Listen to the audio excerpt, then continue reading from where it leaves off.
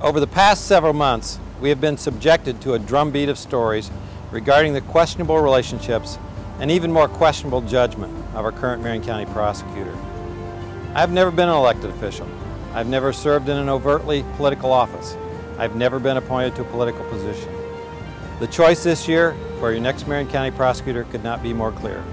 We can elect yet another politician with the same ties, or we can elect an independent trial attorney free of the political allegiances which have typified and corrupted the office over the last 8 years. I'm Terry Curry. I'm the Democratic candidate for Marion County Prosecutor. I'm a lifelong Hoosier. My parents are both originally from Monroe County, Ellettsville, Indiana. I graduated from Mooresville in '67 and started that year at Butler University as a freshman and have been an Indianapolis resident ever since. After finishing my 4th year at Butler, I served a 2-year enlistment in the U.S. Army, and upon honorable discharge from the Army in 1973, came back to Indianapolis where I've lived my entire adult life. I spent 2 years as a reporter at the Indianapolis News, primarily covering the federal courts, and became inspired to actually follow my original dream of going to law school. And started law school in 1975, and upon graduation went to work for a small law firm here in Indianapolis. I worked in a firm, I worked as a solo practitioner, and most importantly I spent 6 years as a deputy prosecutor in the Marion County Prosecutor's Office. And ultimately in my 6 years there I prosecuted hundreds of felony cases. I have a passion for the office and a passion for the work, and I'm excited about the prospect of returning. Many people do not realize that the Marion County Prosecutor's Office is the only effective watchdog over state government. If there's corruption in state government, corruption in the state legislature, it's going to fall to the Marion County Prosecutor's Office to investigate and prosecute those matters, because state government sits here in Indianapolis. And I know it's possible to effectively prosecute those cases. I did it during my 6 years as a prosecutor. By contrast, how many times during the past 8 years has anyone heard of a significant political corruption case prosecuted by the current Marion County Prosecutor?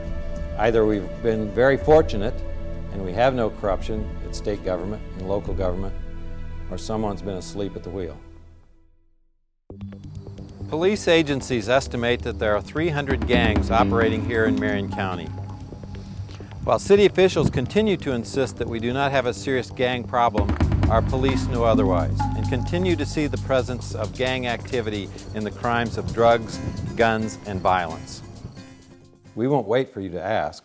On a monthly basis, we'll provide to you a statistical breakdown of the crimes that are occurring in your neighborhood, where they're occurring, the type of the crimes, the arrests have been made, and correspondingly, as those cases are processed through the system, to keep you apprised of the status of those cases. So that if there's a case that's particularly important to you in your neighborhood, you can mobilize your neighbors so that they can be there at court at the point that that case comes to a resolution.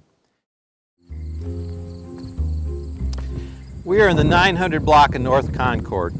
A few years ago, a man by the name of Robert Penn began acquiring mortgages on these properties. When a township assessor was somewhat suspicious of the loan documents he was seeing coming through his office, he turned those documents over to the Marion County Prosecutor's Office.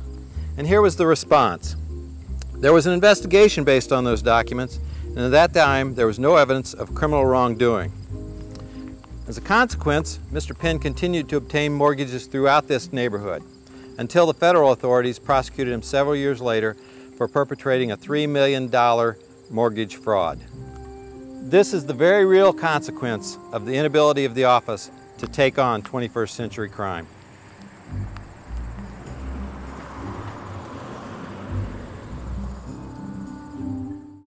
I'm Terry Curry, and I'm asking for your support and vote on November 2nd. Together, we can restore the office to the prestige that this community deserves. I'm Terry Curry, and I approve this message.